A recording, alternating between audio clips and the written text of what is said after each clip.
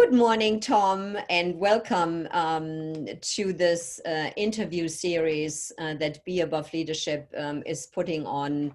We're calling it Neuroscience and Consciousness and What Might Be an Awkward Conversation About the Racial Divide in America. It is June 11, 2020. We are in the middle of this really interesting place, I think in history, we can say, that has really sort of shaken things loose, I want to say, after the death of George Floyd in Minneapolis. Tom and I are currently in Minneapolis. I live here part-time, and Tom and his wife, Becky, live in Minneapolis. I want to tell you a little bit, our listeners, who you are, Tom. Tom and I have known each other now for 20 years. We met when Tom was the co-pastor at Calvary Lutheran Church with his spouse, Becky. He started there in 1995 and then retired in 2008.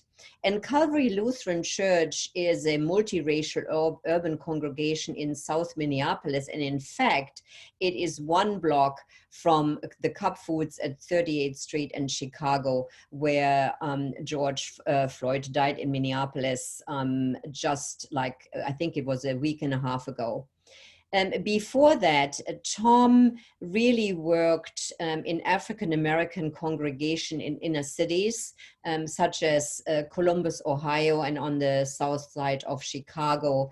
Also was a church camp director for the Lutheran Memorial Camp near Columbus, Ohio, and did some really innovative work with children of various backgrounds, both white, African-American, and diverse racial communities.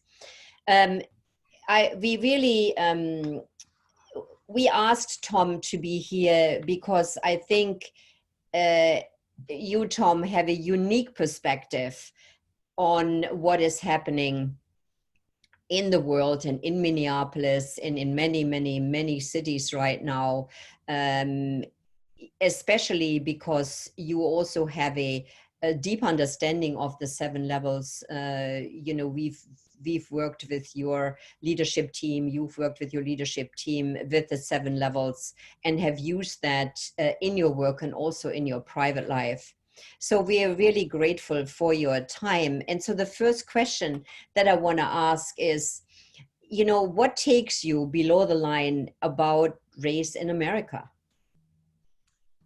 Thank you, Ursula. It's good to be with you and with those who are watching. And I do feel I have, especially among my white friends and colleagues and family, a quite unique kind of life history. 52 years ago, I met the love of my life, Becky. She was in graduate school in social work in Denver, and I was on internship.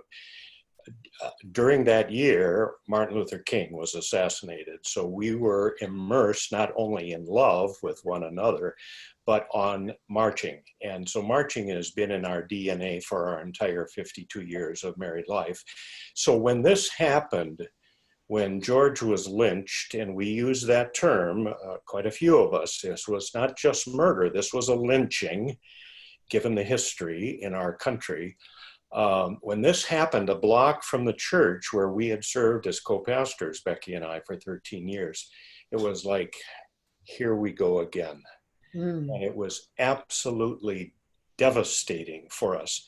This is, to use King's term, our beloved community.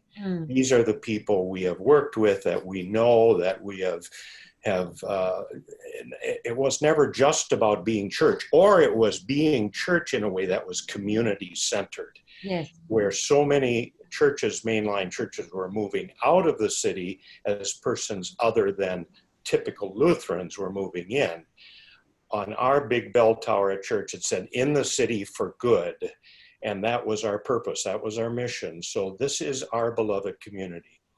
So a week after it happened, so we're in our mid to late 70s, and we have a son who's an emergency room physician in Chicago who keeps telling us, Mom, Dad, you cannot leave the house, especially during protests because of the way the virus is flying around.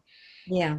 Becky, I couldn't bring myself. Becky walked over on the Sunday after this happened. So this is 6 days. And she got there and the crowd, it was just huge and very peaceful. And she just burst into tears and had to come right home. It was so painful for her and for us.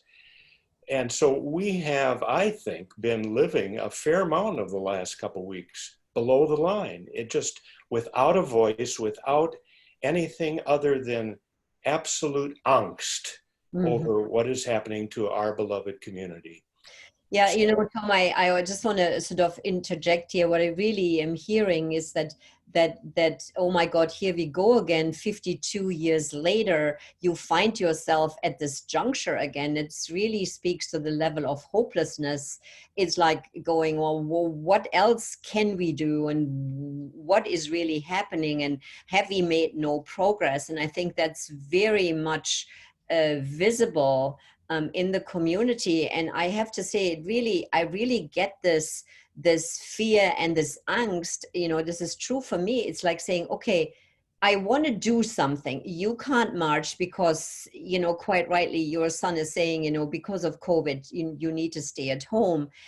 You know, and for me, it's something similar. It's like, okay, I want to do something. I want to say something. I want to demonstrate something. And there is, again, this hopelessness again, and also frustration, I think, of saying, well, you know, gosh darn it, like, what can I do right now? So I really get that. You know, it is your beloved community. And then, you know, at some point you were talking to me about, you know, there is this loss of voice that you then feel. I mean, you're not the pastor anymore. Right. You know, you are retired. You can't march. Well, it's loss after loss. So it's a little bit like the medical analogy when you have a severe cut on your arm and a scab finally forms and you say, oh, good, we're healing. Yeah. And then something happens and you bump it and the scab comes off and you're back at it.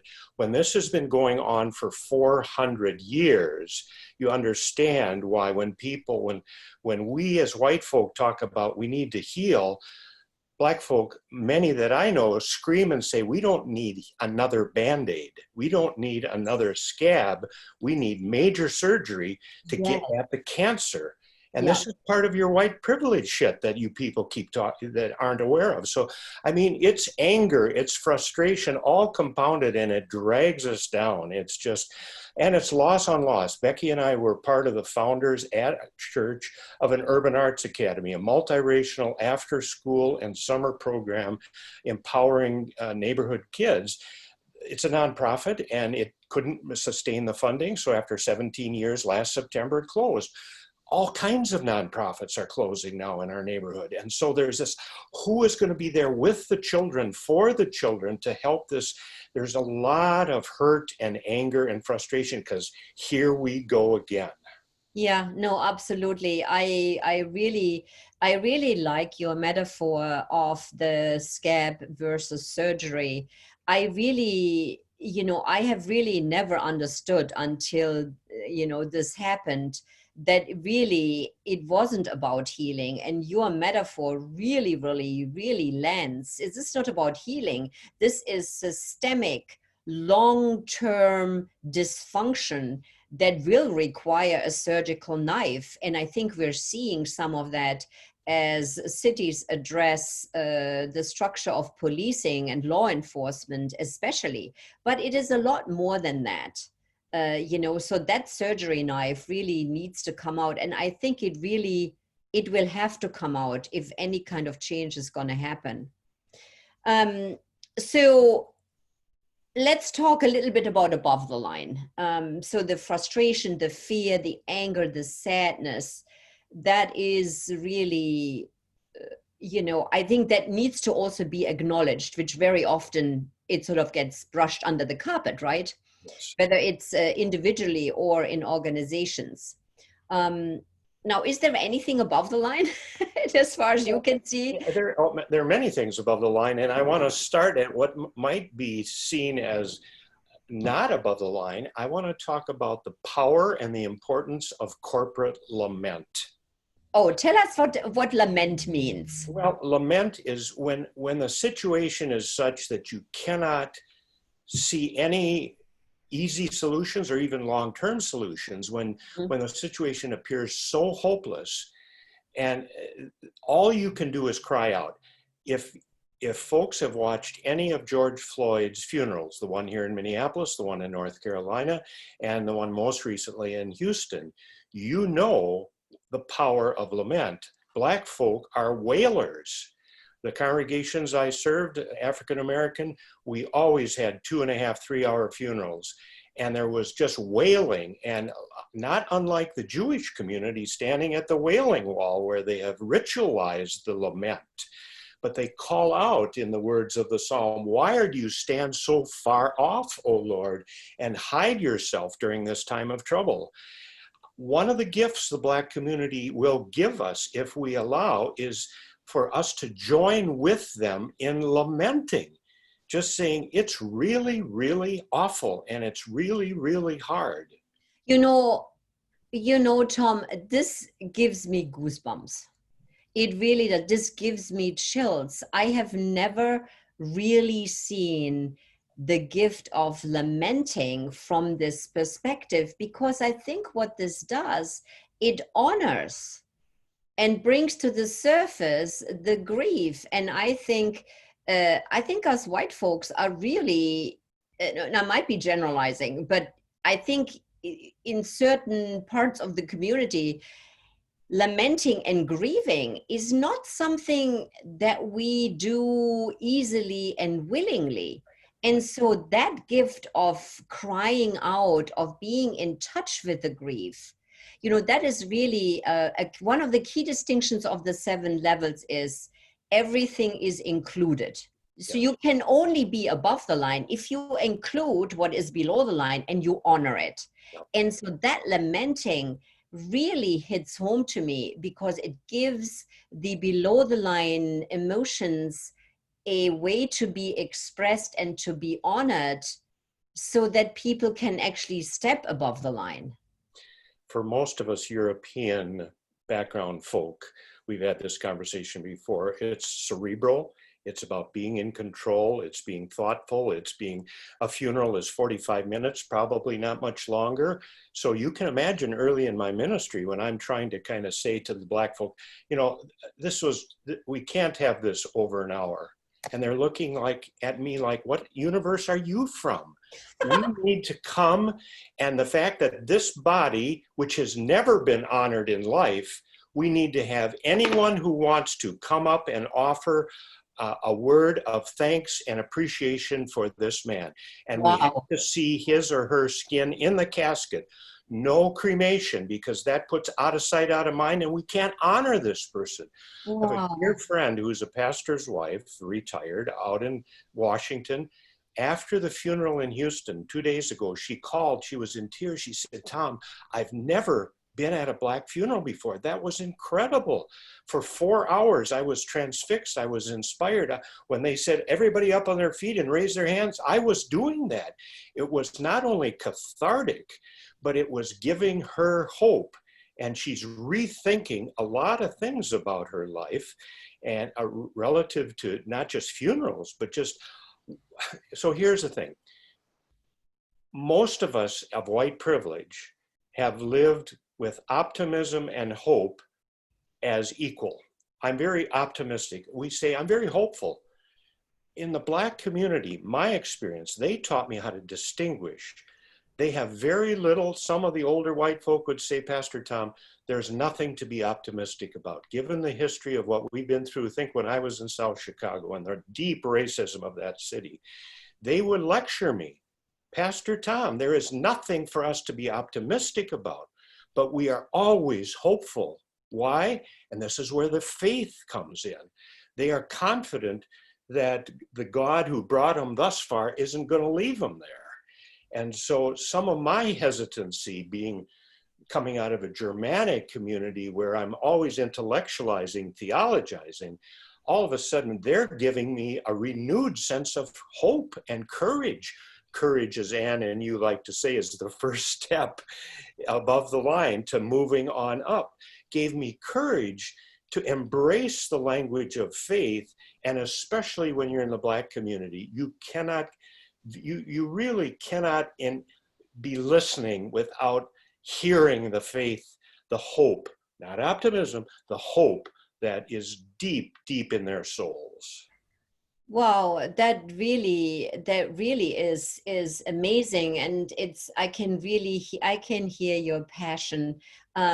So from an above the line perspective of optimism, what would it take to have optimism for the Black community? What would that look like, you think? It's clearly not a Band-Aid, although some may say, well, the fact that our chief of police yesterday stood up, African-American, while he was on the police force, most of you know this story, then brought charges of racism against the Minneapolis police. He made some really bold statements about not negotiating any longer with the police union. Many of us white folks said, good, that's optimism. Mm-hmm. Black folk aren't so easily impressed. Yes. Because they've had so many broken promises. It's not unlike the Native community in this country that have broken promise after broken promise. So we just have to be mindful of the history that will make them more cautious to move into optimism. For me, I'm an optimistic person. I'm a hopeful person. I'm kind of an upbeat person. And I have had to really, over 40 years, living and working with middle-class Black folk for the most part. I'm not a street, I'm not working with the core homeless or whatever, drug population. I'm working with professional middle-class Black folk who want and have experienced some sense of optimism, but they're much more hopeful than they are optimistic. And there's, I really get the distinction. In order to create optimism, we have to follow through on promises. You know, it's an interesting thing when we work in organizations with the 7 levels. One of the worst things that we always say can happen is that you bring some professional development into an organization. You know, people get hopeful that something will change, and then, you know, Anne and I leave, you know, with our work, and you know, there's accountability and there's goals, and then nothing happens. Well, that actually is the worst kind of scenario, because then people really go below the line.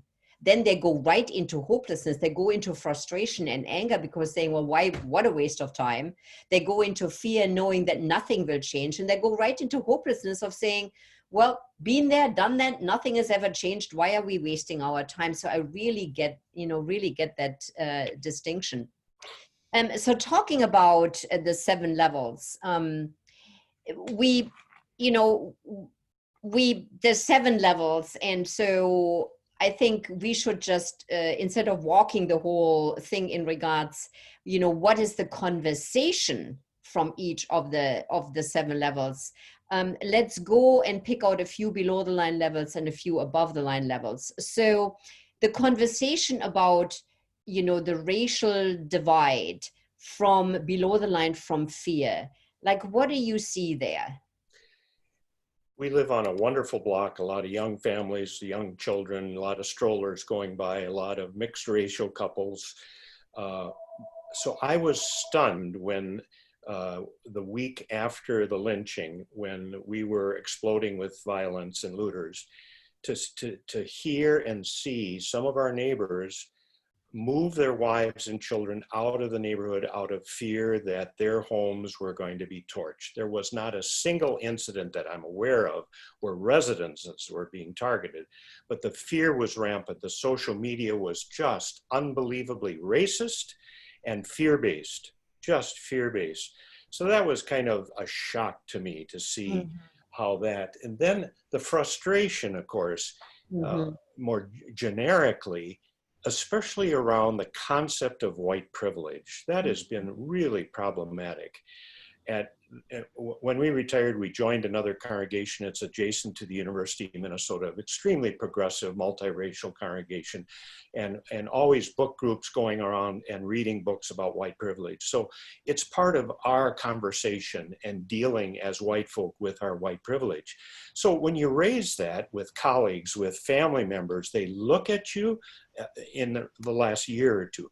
Now that's starting to change, we've sensed just in the last couple of weeks, because white privilege is much more in the media. Yes. And so now we've flipped to, I don't know what that is and I don't agree with it. Now we're into, okay, what can I do to fix it? Mm-hmm. And again, my image of so many well-meaning family and friends who are white is I've got a box of Band-Aids and I'm what can I do? Story. Our daughter, who is adopted, who is African-American, married to an African-American, lives in Houston, is vice president of HR for a Fortune 500 corporate company, has 9,000 staff and a lot of power plants under her purview. She was on the phone at length with us night before last, and she said, so part of the reason, Dad and Mom, I was brought in, it was kind of transform the culture of this corporation, which is so racist and deep South. Yeah. And so I've been trying to have what I call water cooler conversations during this pandemic, because we're all working remotely. We can't gather around the water cooler, where a lot of great conversations have happened with some of my white colleagues who are really trying but don't have a clue. Yeah. And so she said, I sent them 2 articles out of the Harvard Business and one on white privilege. And I had some of my older white males on my team that I really like say, Kristen, this was amazing. There's stuff I'd never thought about. So I think becoming woke is happening in a profound kind of way. And it gives me great hope. And of course, the pride just oozes out of every pore in our body over our daughter, who is, who in some ways has been very privileged herself, not just because she was raised in a white community, but she's an upper middle class African-American surrounded in a community in Houston of upper middle class Black folk, professional folks. So they live in some ways, not in total ignorance, but I call it blissful denial. I mean, they just don't have, it's not a daily reality like it is. If you link poverty with race, as everybody knows, you've got a lethal combination. I call it twins. I can really see this, and this whole conversation about white privilege is really, I think, opening up some, the ignorance of where we've been for too long, including myself. And, I am a European, was raised in Europe, and very much, spent a large part of my life in other countries other than, the United States. So for me, it is an even deeper ignorance, an even more complex conversation, because, my cultural background is completely different. So I want to step above the line into engagement. So what are the engaging conversations that you are observing, wanting to be part of? What do you see there? One of the realities for many retired folks, especially those of us who have been leaders, shakers and movers, is within about a month or two of retirement, you move from who's who to who's he. And people forget about what you've done, what you've been about, even in places where, like at Calvary Church, we come back and we are known and loved by the people who joined or were members during our 13-year tenure. But the new folks are, who are you again? And, and that's neither here nor there. But the loss of one's voice, that's what I want to address. So it happens emotionally when you see your community in the shape, the loss that I talked about earlier, but it also happens when you don't know what your contribution is. How do you offer your gift? Supposedly we have some gifts. We definitely have experience. I'm not one that says, hello, I've got lots of wisdom I want to impart. I'm more realistic than that, and probably a bit humble too, to say, I don't know what I have to offer. To reclaim one's voice. Becky walked yesterday back over I didn't go with her again. And she came back and she said, neither of us are people who are we don't journal. We're activists. And she said, I've got to write. And we sat down for dinner last night. I said, how are you, dear? And she said, I'm feeling really good. I've reclaimed my voice. And by writing about the experiences and what we're seeing, what we're feeling, our conversations with our kids, we have 4 grandkids that were on FaceTime quite a bit, and trying to kind of find a voice to help them process what's going on. Our son is an emergency room physician in suburban Chicago. He works COVID every day. And he reported the other night, and he's he grew up in South Chicago, went to all Black schools for quite a few years. And so he gets it, he understands. But he said, most of my colleagues, almost all of my colleagues in ER are so upset about the protest marches because what it means for COVID, the spread. Yes. And when I try to say, I get it, I understand, they don't get it. They do not understand. So we in the white community, with colleagues, with friends, have a huge job of helping engage people in understanding what's this all about. And those of us who lived through the 60s and were part of the Vietnam protests and part of the urban burning and have told our kids about that, I think there's a whole new generation that doesn't know, doesn't appreciate, hasn't internalized, hasn't engaged that story. Yeah. And unless we get a broader context and understand the complexities, there was a quote from Anne in her thing about courage. She said, it's deceptively simple and endlessly complex. What we're into now, it seems to many of us, deceptively simple. All we need to do is. Yeah. But it's endlessly complex, because if you start to peel back the layers of that onion, woof. Yeah. It is, and that saps us of strength. It saps us of our voice, because we aren't in a professional situation where we have to make choices, have to make decisions, and clearly have to at least make token efforts to deal with racial equity. Yeah, so, no, I really like that, the quote about the 7 levels. Engagement is really looking at assets and strength. I mean, that's the description of engagement. And I think that no matter who we are and where we are in our life, is really looking at what are our gifts, what are our assets and strength that can serve the greater good in whatever shape or form this will take on.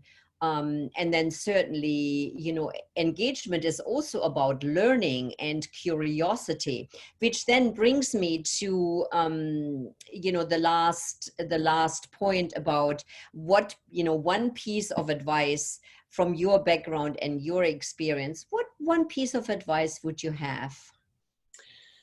That's a wonderful and challenging, endlessly complex question.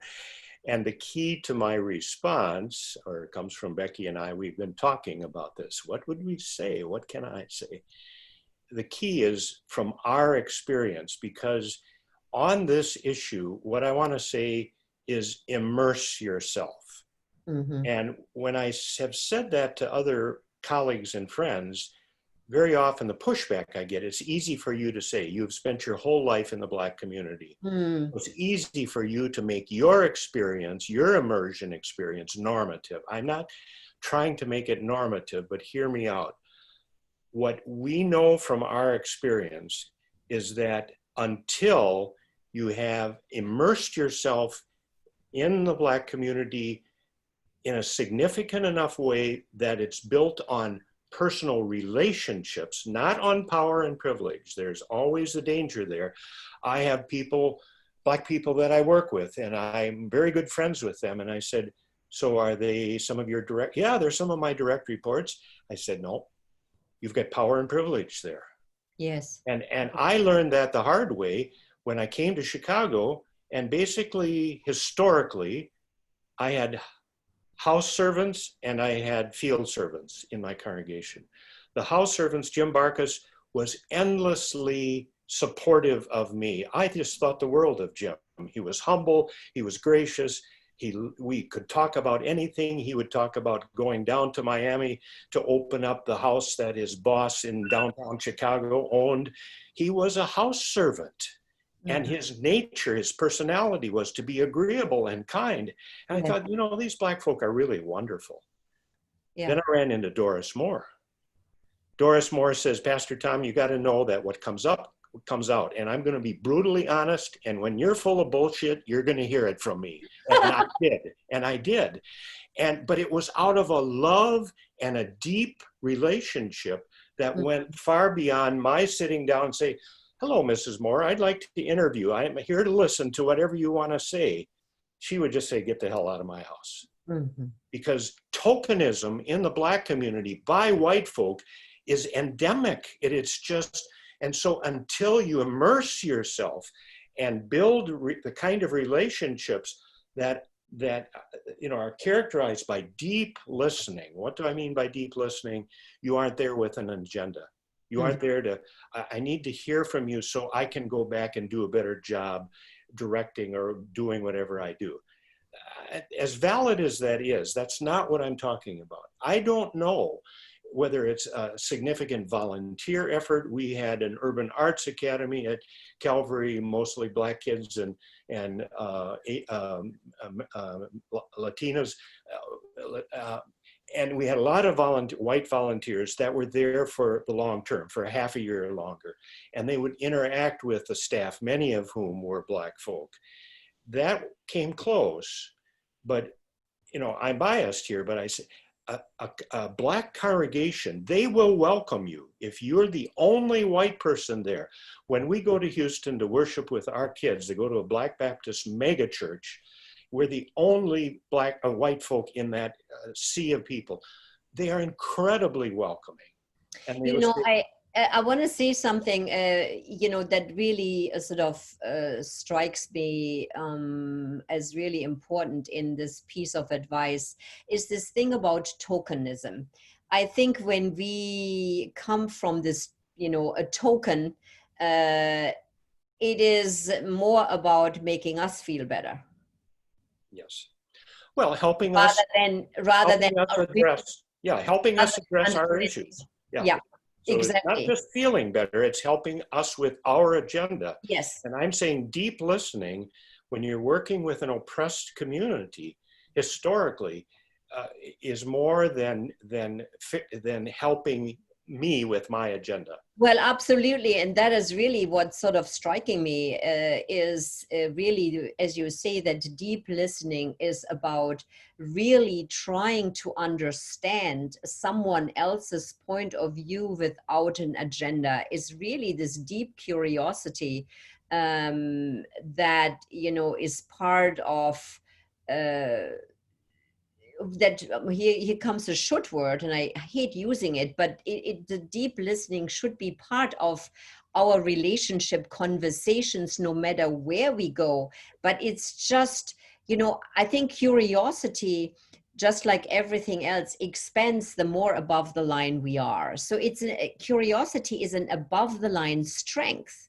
So in courage, we have a little bit of curiosity because there's still too much fear and frustration going on. But then when we get into engagement and innovation, you know, at the level of innovation, curiosity really is this place that is devoid of a personal agenda and ego, and really leaning in and saying, I am here. I want to hear you. I want to try and understand. And so it's a really interesting perspective that you're bringing here. We have to be above the line in order to be able to be deep listeners and not just offer a token. Well, and the corollary is the deep listening takes an enormous commitment of time and energy. Yes. Because in my experience, the best listening that I think I did was when we would go on weekend retreats. And we would just sit around and talk. And I realized that to really get at the soul of these Black folk, we needed to sing. And so we got Black hymnals, and I said, sing me the songs of your childhood and growing up, and tell me the stories. Yes. Oh my goodness, that was incredible. And that became the primary agenda of every weekend retreat. And you can do that with a group of Black folk if they will allow you in. And because then they get telling all their stories, their experiences of racism. You remember when that little white lady said that? And they fall out laughing. And I'm just sitting there and say, okay, unpack that a little bit more, because I didn't quite get what you were saying. Well, Pastor Tom, don't you understand? I said, no. And so they know that I'm trying to teach me, help me, give me some courage, because I'm not seeing it. I'm not feeling it. Yeah. And they are there to give you courage. They are there to give you hope, give us hope. Yeah. But it comes from the investment of time and energy and context, where you are not coming out of privilege and power or a mixed agenda. That will help me go back and work with my staff to get this fixed. Yeah, no, I really think this is why we are calling the series, a potentially awkward, conversation. I think we have to overcome our fear that this could be awkward, that this could be, threatening, and, step above the line into courage, because it will take courage to go and deeply listen and be curious. So this is, amazing advice. And we really so appreciate your time and your wisdom and your perspective that really comes from so many years of experience.